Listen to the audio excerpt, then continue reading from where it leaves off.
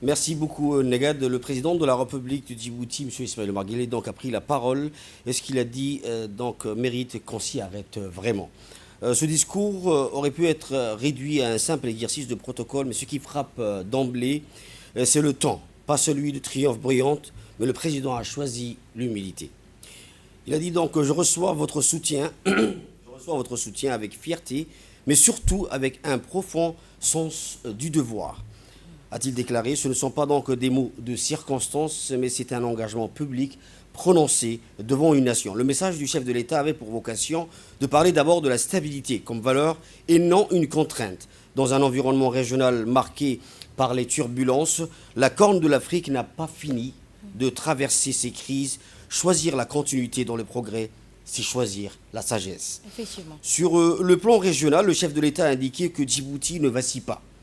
Elle avance, elle construit, elle rassemble au monde enfin. Ce petit État, bien sûr, souverain, stratégiquement positionné, sait ce qu'il veut et sait où il va. Mais ce qui rend Negad ce discours véritablement fort, c'est ce que le président dit du peuple djiboutien lui-même.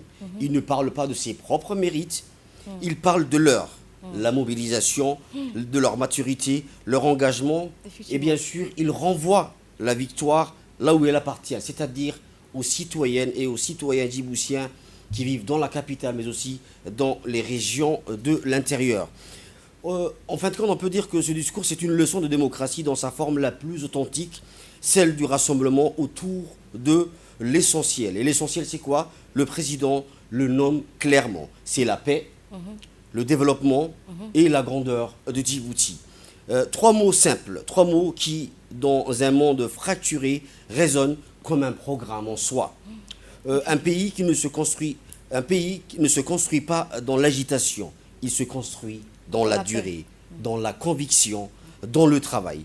Et c'est ce qu'a dit donc le président et a rappelé dans son discours et l'a martelé.